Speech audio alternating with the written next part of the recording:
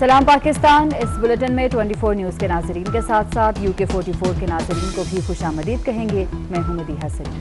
मैं हूं ज़ेशान बशीर। यूट्यूब पर बराह रास्त सीखने के लिए सब्सक्राइब कीजिए youtube.com/24newshd। PDM के रहनुमा इजलास के बाद मीडिया से बात कर रहे थे और लॉन्ग मार्च मुलतवी कर दिया गया है। मौलाना फजलुर रहमान ने लॉन्ग मार्च मुलतवी करने का ऐलान किया और उसके बाद वो डाइस छोड़ कर चले गए, जिसके बाद मरीम नवाज़ और यूसुफ रज़ा गिलानी मौजूद थे और वो मीडिया के सवालों के जवाब दे रहे थे। मरीम नवाज़ का इस मौके पर यह कहना था कि पाकिस्तान पीपल्स पार्टी ने कुछ वक्त मांगा है इस्तीफ़ों पर मुशावरत के हवाले से, और जो ही उनकी जानिब से इस हवाले से फ़ैसला सामने आएगा तो आगाह किया जाएगा, इस बारे में कयास आराइयाँ ना की जाएँ। जबकि यूसुफ रज़ा गिलानी का यह कहना था कि पार्टी की CEC में इस मामले को रखा जाएगा, तमाम तर फैसले मुशावरत से और पार्टी की जो मुत्तफ़िका राय है उससे किए जाएंगे। इसी बारे में हम बात करेंगे। सीनियर तर्जियाकार नवीद चौधरी साहब हमारे साथ मौजूद हैं। नवीद साहब, बहुत शुक्रिया आपके वक्त का।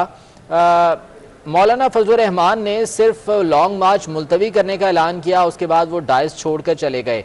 गालिबन कुछ नाराज़ दिखाई दे रहे थे वो, आप किस तरह से देख रहे हैं जो मीडिया टॉक अभी हुई है उनकी? बहुत शुक्रिया। देखें, मौलाना फजलुर रहमान ने काफी दिन पहले ही कह दिया था कि इस्तीफे दिए बगैर लॉन्ग मार्च बेसूद होगा, और वो इस मौके पर पूरी तरह से कायम थे। और आज जब उन्होंने देखा कि जबकि पाकिस्तान पीपल्स पार्टी का मौक़िफ़ था कि इस्तीफे नहीं देने चाहिए, उस हवाले से जाहिर है इजलास के अंदर कुछ कशीदगी भी पैदा हुई।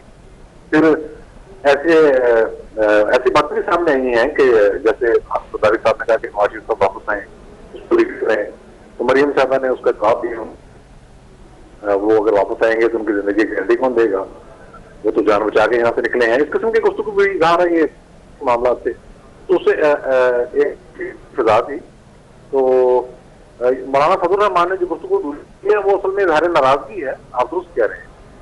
उन्होंने सिर्फ वो एक ऐलान करके कि भाई अगर आप इस्तीफे देने को तैयार तो फिर मामला को जैसे सिस्टम चल रहा है, अगर इसी सिस्टम के अंदर रह गए आपने जदोजहद करनी है, इसमें पर तब्दीली लाने का तो कोई इम्कान नहीं है, उसी तरह की नौकरी करनी पड़ेगी। तो चेंज आ भी जाती है अब उस वक्त मौजूदा हुकूमत कर रही है, तो वो नाराजगी उन्होंने अपनी शो की है। और इसके अलावा भी जो गुफ्तगू हुई है उसमें जो मरीम साहबा ने एक जुमला कहा है वो काबिल गौर है। उनका किसी को हक नहीं है कि वो नवाज शरीफ साहब को वापस लाने की बात करें, मुतालबा करें। तो ये वाज़ह क्रैक्स आ गए हैं PDM में, इसमें अब कोई शुबा नहीं रहेगा।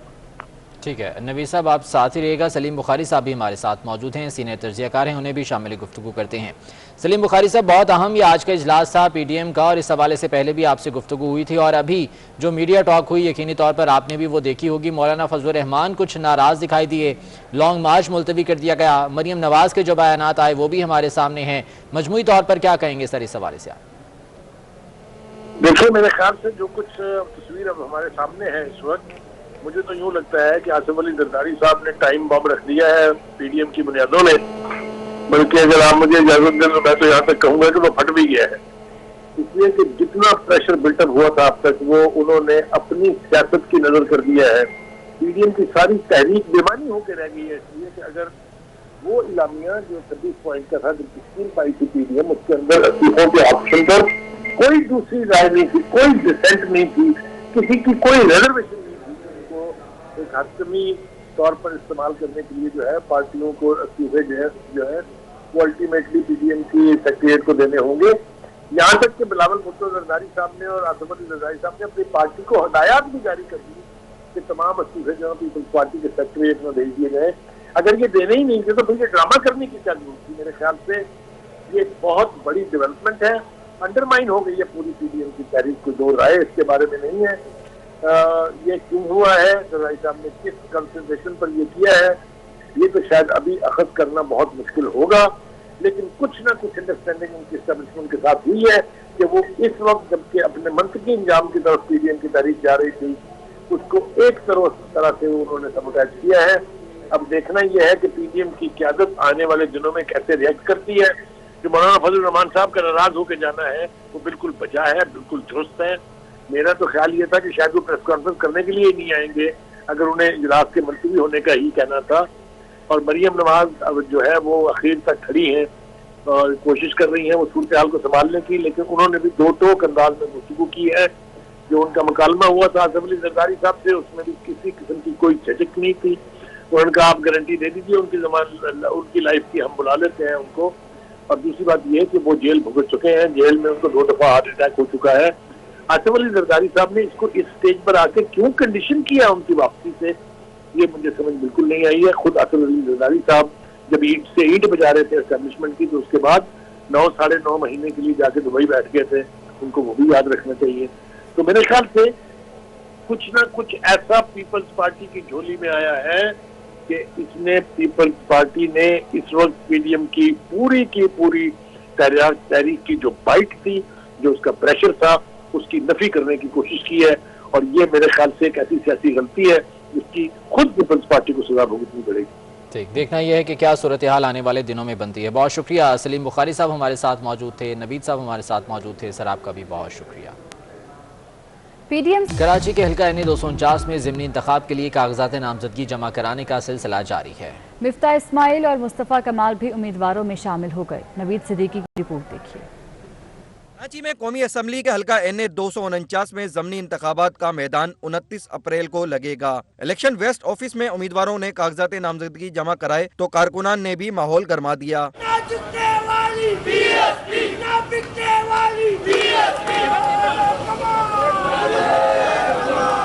PSP के सरबराह मुस्तफ़ा कमाल और दीगर 2 रहनुमाओं ने कागजात नामजदगी जमा करा दिए। नून लीग के मिफ्ता इस्माइल भी उम्मीदवारों में शामिल हो गए। इस मौके पर PSP सरबराह मुस्तफ़ा कमाल का कहना था कि आज शहर कराची जितनी महरूमियों का शिकार है, तारीख में ऐसी महरूमियाँ कभी नहीं आई थी। और हम समझते हैं कि पाक ज़मीन पार्टी पहले दिन से इशूज़ को समझती है। कराची के मसाइल को हमसे बेहतर कोई नहीं जानता, और ख़ास तौर पर इस बल्दिया टाउन का जो ये हल्का है, पूरा इलाका इन NA 249, इसके चप्पे चप्पे से हम वाकिफ़ हैं और कराची के मसाइल से वाकिफ़ हैं। मुस्लिम लीग नून के रहनुमा मिफ्ता इस्माइल का कहना था कि वो मुंतखब हुए तो सूबाई हुकूमत के ताउन से हल्के के मसाइल हल करा देंगे। ना उधर सड़कें हैं, ना उधर कचरे का कोई हटाने का कोई इंतजाम है, ना उधर कोई निकासी का इंतजाम है, और खास तौर पर पानी की फराहमी का कोई निज़ाम नहीं है। इंशाअल्लाह ताला मैं सूबे की हुकूमत के ताउन के साथ इधर पानी की फराहमी कराऊंगा, हर जगह पे पानी दूंगा, और 2 साल तक आप देखिएगा कि जितने अरसे ये असेंबली चलती है मैं रोज उधर जाके खड़ा हूँगा। कागजात बुध की शाम 5 बजे तक जमा कराए जा सकेंगे। कैमरामैन अजमल शाह और जान शेर बलोच के साथ नवीद सिद्दीकी, 24 न्यूज़, कराची। वज़ीर इत्तला सिंध नासिर हुसैन शाह का कहना है कि सिंध हुकूमत सूबे में नए अजला बनाने का फिलहाल कोई इरादा नहीं रखती, ताहम सूबे में आफात से मुतासरा शहरियों की रजिस्ट्रेशन का फैसला कर लिया है। आज़ाद नोडियो की रिपोर्ट देखिए। वज़ीर आला सिंध मुराद अली शाह की ज़ेर सदारत सिंध काबीना की बड़ी बैठक। काबीना ने कुदरती आफात के पेश नज़र लोगों की फौरी तौर पर मदद करने के लिए रजिस्ट्रेशन करने का फैसला कर लिया। बारिशों के दिनों में फिर हमें एक डेटा चाहिए था, या कोविड के दिनों में जब पाबंदियां लगाई गई थी तो ये था कि भी किस तरह लोगों की मदद की जाए। तो उस लिहाज से ये सोशल रजिस्ट्री का जो प्लान है वो तैयार किया गया है ताकि उनकी रजिस्ट्रेशन हो। सिंध काबीना ने कराची में बोरी जमात के लिए अलग कब्रिस्तान की जमीन अलाट करने के साथ शहर के तमाम अजला में नए कब्रिस्तानों के लिए भी जमीन अलाट करने की मंजूरी दे दी। कब्रिस्तान की जमीन के लिए तो एक तो वो प्रोजेक्ट है जो सिंध गवर्नमेंट या जो हमारे लोकल गवर्नमेंट के इंस्टीट्यूशंस हैं या KMC है या दीगर इजला में जो वहाँ के इदारे हैं उनको आइडेंटिफाई करके दी जाएगी। सिंध काबीना ने अदालत के हुक्म पर बेघर अफराद के मसले के मुस्तकिल हल के लिए अहम इजलास एक बार फिर जुम्मे को तलब कर लिया। सिंध काबीना ने रोड परमिट फीस पर असर 9 नजरसानी के बाद गुड्स व्हीकल की रोड परमिट फीस 2400 रुपए, ट्रक और ट्रालर रोड परमिट फीस 2000 रुपए मुकर्रर करने की मंजूरी दे दी। आज़ाद नोडियो, 24 न्यूज़, कराची। सुप्रीम कोर्ट ने NA 75 डस्का में दोबारा इंतखाबात से मुतालिक इलेक्शन कमीशन का फैसला कलअदम करार देने की तहरीक इंसाफ की इस्तदा मुस्तरद कर दी। इलेक्शन कमीशन से इंतखाबी अखराजात की तफसीलात और हल्के का नक्शा तलब कर लिया गया। अमानत गशकोरी की रिपोर्ट देखिए।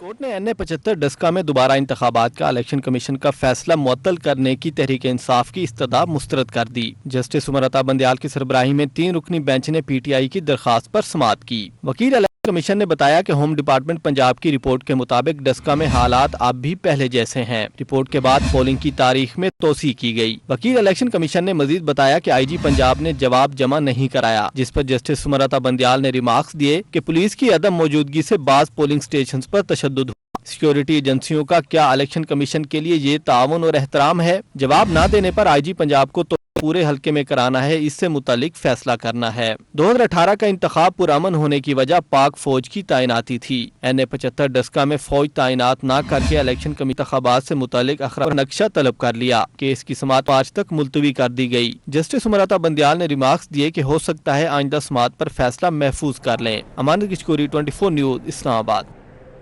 اپوزیشن لیڈر سندھ حلیم عادل شیخ کی بیٹی عائشہ حلیم کہتی ہیں کہ آج ان کے والد کو گرفتار ہوئے 1 ماہ مکمل ہو گیا۔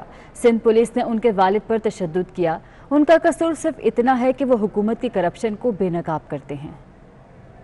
ago today, on the 16th of February 2021, my dad was taken into custody by Sindh police. His only crime was that he exposes the government of Sindh. And ever since then, he has been tortured in jail. He's been beaten up. What does it say for a common man who lives in Sindh? What does it say for people who don't have access?